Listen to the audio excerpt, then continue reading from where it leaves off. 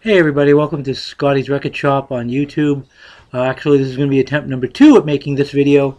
I've got about 30 Bee Gees albums to show, and it cut me off. 21-minute video is not wanted on YouTube apparently. Anyway, so this is going to be a two-parter.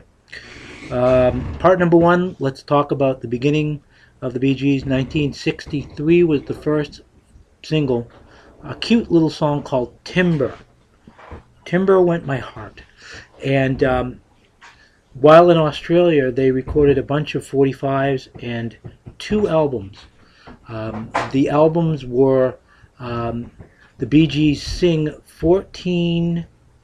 and play 14 Barry Gibb songs, which was a compilation of 45s and a couple of new songs that came out in 1965.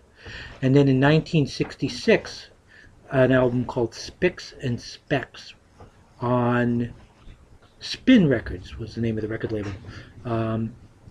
They moved back to England in '66, and that's where and by the way, if you want to get those songs, there's a bunch of compilations of those songs. The best one I think, is a thing called Brilliant from Birth, which came out quite a few years ago. It's a double CD, has like 62 or 63 songs on it. It has pretty much everything they recorded before an album called Bee Gees First.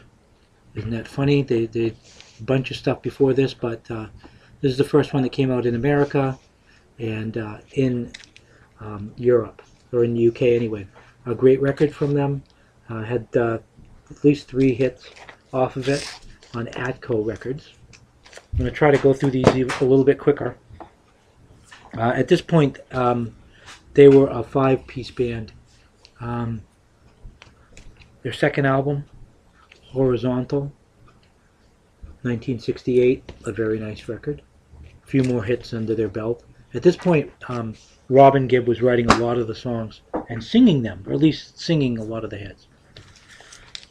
Idea, which has 2 different covers, by the way. There's this cover, and then there's a UK cover. I don't have the UK cover. Someday, maybe. Mike from Final Vinyl had noted on his video about Bee Gees, there's a bunch of tattoos on this, but if you look at the tattoos, are actually their faces implanted over this face, and if you look on the back of the cover, it has numbers by their name, and then it's kind of tough to see, especially when you're almost blind like I am, but view that. Go check out Final Vinyl. Mike's got a really good video about the Bee Gees as well. This is kind of why I started doing this video, because I saw some things that he had that I didn't have, a couple things, and there's some stuff I have that he doesn't have. So anyway, next album, 1969, Odessa. Nice little velvet. It's a double album. It has a velvet texture to it. It's a good record, but it's also the record that kind of brought the Bee Gees down, because Robin Gibb wanted. He had a lot of problems. He had a very big drug addiction. I mean, it was to the point in 1969 where his family wanted to put him into the hospital and put him away for a while because he was losing his mind. He was insisting on having the first single, which he didn't get off of this record. Barry Gibb got a great song. It wasn't a big hit, but kind of almost a Christmas song called First of May. Why is it a Christmas song? Because it mentions Christmas tree in it. Anyway, so Robin leaves the Bee Gees. He says, I'm done with you guys. It's really sad. A brother not talking to another brother. We'll get to what happened in a second. These are 2 records entitled Rare, Precious, and Beautiful, Volume 1, Volume 2. One came out in '69. Volume 2 came out in '70. I think there's a Volume 3. I've seen it. I've never laid my hands on it. All I've ever seen is a copy out of England. But these were American copies. These are all that stuff that I had talked about before from '65, '66. They tried to make some money off of it and put it on some albums. These are good records, though. Next one is Bee Gees Best Of, 1970, I believe, for this. Somewhere in that ballpark, 70, 71. A great record also on Atco.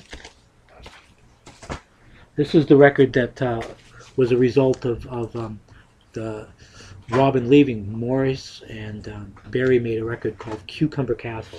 Weird name for an album. But a very good record. I don't want to say you don't miss Robin on this, but I like this album a lot. Very, very sweet record. Very nice record. Several singles off this record.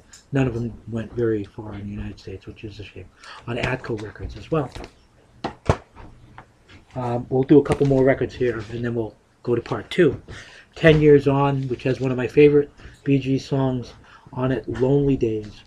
A lot of other good stuff. This is when Robin came back in 1971, and he realized, I really do need my brothers. His album was called Robin's Reign, that he put out in 70, and I didn't care for it that much, but it sold pretty well in England, I think, but not here in America.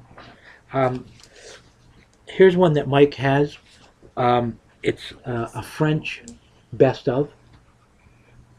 It's a double album, very good record, goes from 66 to 71, I believe. And the thing that's neat about this is with French releases, it doesn't say side 1, side 2, it says face 1, face 2. Kind of weird, but kind of like that. We'll do 2 more. I don't know if it's the proper way to pronounce it, but it's how I've always pronounced it, Trafalgar. What does that mean? I have no idea. But this was a 1972 record for them on Atco. It's a very good record. And the last one I want to show you for part 1 of this video is To Whom It May Concern. The last record they did on Atco, 1972. A great record. Again, if you like the Bee Gees, it's just one of those you need to get your hands on. Okay? Well, anyway, that's part 1 of my Bee Gees video. My vinyl. I hope that this one will fit on YouTube. We'll find out in a little bit. Until the next video, which will be probably today, which I know will be today. Until then, peace and love.